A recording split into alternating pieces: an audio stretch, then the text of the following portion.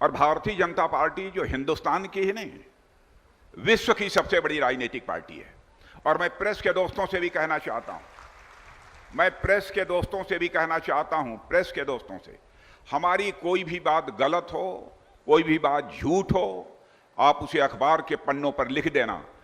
यदि हमारी गलती होगी तो मैं क्षमा मांग लूंगा। यह बात मैं इसलिए कह रहा हूं, जिंदगी में मैंने राजनीति की है मेरे बहनों भाइयों, जनता की आंखों में धूल झोंक कर कभी राजनीति नहीं की है, जनता की आंखों में आंख डालकर राजनीति की है। यह ओम प्रकाश धनखड़ की विश्वसनीयता थी। भारतीय जनता पार्टी जो विश्व की सबसे बड़ी राजनीतिक पार्टी है, हरियाणा राज्य का यदि संकल्प पत्र बनाना था, इसे पहले घोषणा पत्र कहते थे, उसकी जिम्मेदारी किसी दूसरे के कंधों पर नहीं दी, आपके ओम प्रकाश धनखड़ के कंधों पर दी। लंबे समय से मैं भारत की राजनीति में काम कर रहा हूं। दो बार पार्टी का मैं राष्ट्रीय अध्यक्ष भी रह चुका हूं, मंत्री, उत्तर प्रदेश का मुख्यमंत्री वगैरह सब बहुत रह चुका। 2014 में जब प्रधानमंत्री पद के लिए घोषणा हुई थी मोदी जी की, उस समय भी मोदी जी मुझसे बराबर कहा करते थे कि अध्यक्ष जी इस बात की चिंता कर लीजिएगा, हम अपने घोषणा पत्र में जो कहें वह पूरा हो।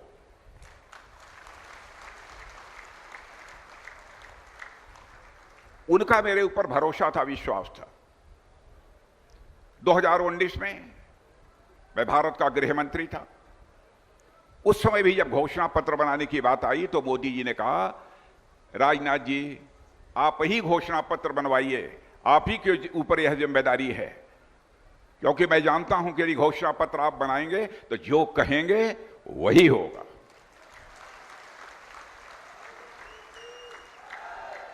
और 2019 के चुनाव में भी जब घोषणा पत्र की जिम्मेदारी की बात आई तो उन्होंने कहा राजनाथ जी ही इस काम को करेंगे।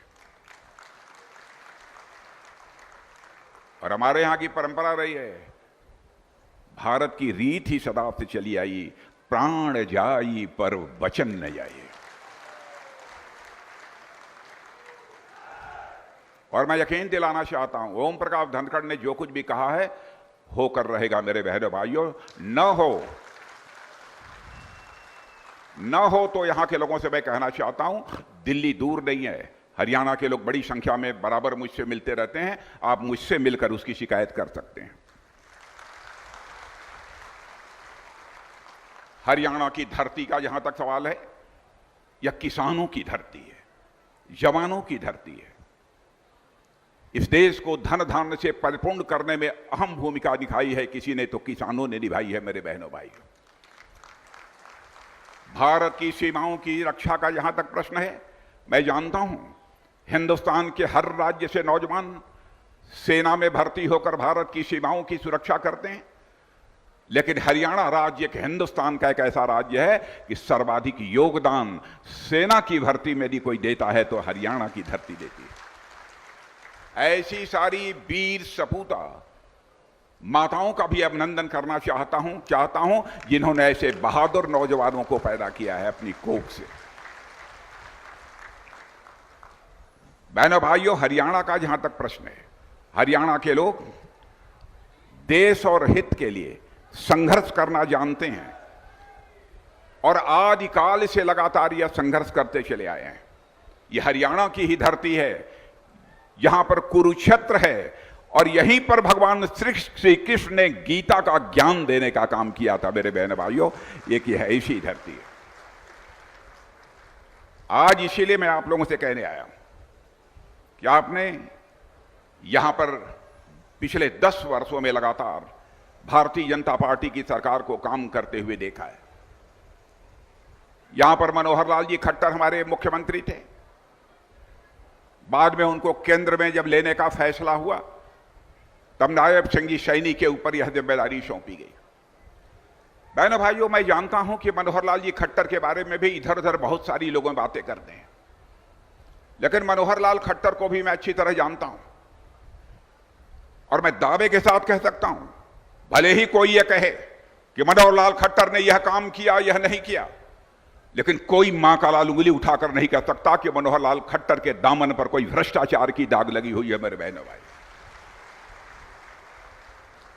और मैं नायब सिंह सैनी के बारे में भी कहना चाहता, हम लोग बराबर सजग रहते हैं, सावधान रहते हैं कि ऐसे कार्यकर्ताओं का चयन किया जाना चाहिए जिनको जिम्मेदारी देनी है, ताकि उनके दामन के ऊपर कोई दाग न लगा हो। इस बात की हम लोग बराबर चिंता करते हैं। आज ये चुनाव है, मैं आपसे कहना चाहता हूं, आपका बगल का राज्य हिमाचल है, उस हिमाचल राज्य को आप देखिए। हिमाचल राज्य में मेरे बहनों भाइयों, कांग्रेस की सरकार बनते ही हालात वहां पर ऐसे पैदा हो गए हैं कि वहां के सरकारी कर्मचारियों को वेतन के लिए आंदोलन करना पड़ रहा है, और वहां के सीएम और डिप्टी सीएम कह रहे हैं भाई वेतन नहीं मिल पा रहा, इसलिए हम भी अपनी सैलरी को छोड़ते हैं। वहां की कांग्रेस की सरकार ने वादा किया, हिमाचल आपका पड़ोसी राज्य है, इसलिए मैं आप सभी से निवेदन कर रहा हूं, वहां की सरकार ने चुनाव के दौरान जनता से वादा किया था कि हम महिलाओं को 1500 रुपया देंगे, लेकिन आज तक नहीं मिला। ऐसे न जाने कितने सारे वादे किए थे, पानी, बिजली, पेट्रोल, डीजल, सब कुछ आज वहां पर महंगा हो गया है। क्या आप चाहते हैं कि ऐसी ही सरकार हरियाणा में होनी चाहिए? आप हिंदुस्तान में जहां जहां पर भी कांग्रेस की सरकारें हैं, चाहे वह कर्नाटक हो, चाहे तेलंगाना हो, जाकर देख लीजिए। कर्नाटक में कांग्रेस के मुख्यमंत्री के ऊपर भ्रष्टाचार के गंभीर आरोप लगे हैं। अदालत ने भी कह दिया है कि इनके ऊपर भ्रष्टाचार का केस बनता है। और बहनों भाइयों देखिए, शायद हालात ऐसे हो जाएं कहीं उन्हें जेल की हवा न खानी पड़े। लोकायुक्त ने कांग्रेस के जो मुख्यमंत्री हैं कर्नाटक के, उनके खिलाफ भी एफआईआर दर्ज करा दिया है। कम से कम भारतीय जनता पार्टी के मुख्यमंत्री या किसी मंत्री के साथ ऐसी नौबत तो नहीं आई है। ये लोग भारतीय जनता पार्टी से अपनी तुलना करते हैं। एक सज्जन आम आदमी पार्टी है, कितना ईमानदारी का डंका पीटते थे कि उनसे ईमानदारी से हिंदुस्तान में, दुनिया में कोई है ही नहीं। बहनों भाइयों, यदि आप ईमानदार थे तो आपको जेल की हवा 6 महीने तक क्यों खानी पड़ी? क्यों नहीं कोई ईमानदार आदमी को उठाकर कोई जेल के शिक्षों में डाल देता? आपके कई नेताओं को जेल की हवा खानी पड़ी है। आप कोर्ट जाते हैं, सुप्रीम कोर्ट जाते हैं, तब भी आपको राहत नहीं मिलती है। और आप आरोप लगाएंगे कि मोदी जी ने हमको जेल में डलवा दिया। बहनों भाइयों, यदि मोदी जी ने जेल में डलवा दिया तो अदालत के ऊपर तो मोदी जी का दबाव नहीं है। अदालत क्यों नहीं आपको रिहा कर देती है? बराबर जनता की आंखों में धूल झोंक कर इन लोगों ने राजनीति की है। बहनों भाइयों, ऐसी राजनीति को कम से कम हम लोग किसी भी सूरत में स्वीकार नहीं कर सकते। आप सब किसान हैं। कांग्रेस के लोग कहते हैं भारतीय जनता पार्टी के लोगों की हिंदुस्तान के किसानों के प्रति हमदर्दी नहीं है। हमदर्दी है तो केवल हम लोगों की, कांग्रेस पार्टी की है। मैं एक बात आपसे मैं कहने जा रहा हूं, आप इसका पता लगा लीजिए। जो यूरिया खाद आप खरीदते हैं ना, खेतों में डालते हैं कि नहीं डालते? जो यूरिया खाद आप 300 रुपये बोरी, लगभग 300 रुपया बोरी, यही कीमत है ना कि और है? यही है ना। जो 300 रुपया बोरी आप खरीदते हैं मेरे बहन भाइयों, मैं आज आपको बतलाना चाहता हूं, दुनिया के दूसरे देशों में जाकर पता लगा लीजिए, यही यूरिया खाद की बोरी भारतीय रुपए में 3000 में मिलती है। यदि हमारी बात गलत हो तो क्यों नहीं लोग काटते? वह हमारी सरकार दे रही है। मिनिमम सपोर्ट प्राइस एमएसपी पर धान, गेहूं, यह सब खरीदने का काम हमारी यहां की भाजपा की सरकार ने 24 फसलों की खरीद एमएसपी पर की है। हिंदुस्तान के किस राज्य ने की है एमएसपी पर? आरोप लगाने के लिए कोई चाहे किसी के ऊपर कुछ भी आरोप लगा दे।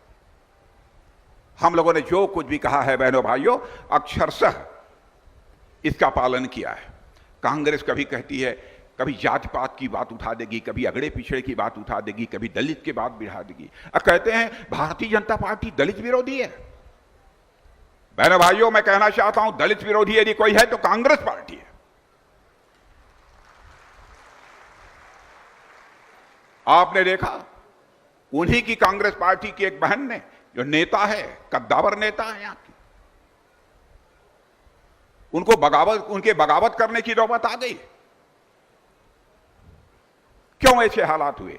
क्यों हालात इसलिए पैदा हुए क्योंकि मेरे बहनों भाइयों, चाहे केंद्र हो, चाहे कई राज्य हो, वहां मुख्यमंत्री यदि कोई बनेगा तो एक ही परिवार का बनेगा, जिसे फर्स्ट फैमिली कहते हैं बहनों भाइयों, और कोई दूसरा वहां मुख्यमंत्री नहीं बन सकता। क्या हिंदुस्तान के किसी राज्य में जहां भारतीय जनता पार्टी की सरकार है, कोई यह कह सकता है कि अब फला परिवार है, यदि मुख्यमंत्री बनेगा तो केवल इसी परिवार का बनेगा? हमारे भारतीय जनता पार्टी में तो किसी भी जाति का कोई भी मुख्यमंत्री बन सकता है बहनों भाई।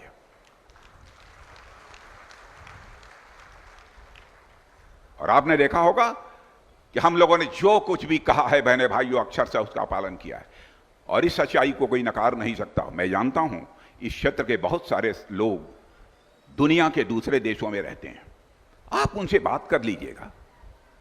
10 वर्षों में जब से मोदी जी ने शासन की बागडोर संभाली है, भारत का कद अंतर्राष्ट्रीय जगत में कितना ऊंचा हुआ है। पहले भारत दुनिया के मंचों पर कुछ बोलता था तो भारत की बातों को जिस गंभीरता पूर्वक लिया जाना चाहिए नहीं लिया जाता था, लेकिन आज भारत दुनिया के मंचों पर कुछ बोलता है तो मेरे बहनों भाइयों, सारी दुनिया कान खोलकर सुनती है भारत बोल क्या रहा है। यह भारत की हैसियत बनी है। धन दौलत के मामले में मैं आपको बतलाना चाहता हूं, अर्थव्यवस्था के आकार के मामले में 2014 में जब कांग्रेस की सरकार थी तो 2014 में हमारा भारत धन दौलत के मामले में, यानी अर्थव्यवस्था के आकार, अंग्रेजी में से इकोनॉमी की साइज कहते हैं, उस मामले में दुनिया के देशों में 11वें स्थान पर खड़ा था। आज आपको जानकर खुशी होगी, भारत ने इतनी तेजी के साथ प्रगति की है मेरे बहनों भाइयों। यही हमारा भारत जो 2014 में दुनिया के देशों में धन दौलत के मामले में 11वें स्थान पर खड़ा था, वह जंप लेकर आज 5वें स्थान पर पहुंच गया है। मैं नहीं कह रहा हूं, सारे दुनिया के लोग, सारे बड़े बड़े अर्थशास्त्री, सारी बड़ी बड़ी फाइनेंशियल फर्म्स, वित्तीय संस्थाएं इस बात का दावा कर रही हैं कि भारत में जितनी तेजी के साथ आर्थिक प्रगति हो रही है, अब इस सच्चाई को नकारा नहीं जा सकता। आज के 2.5 साल बाद 2027 प्रारंभ होते होते धन दौलत के मामले में भारत दुनिया के 3 देशों में आकर खड़ा हो जाएगा। एक अमेरिका होगा,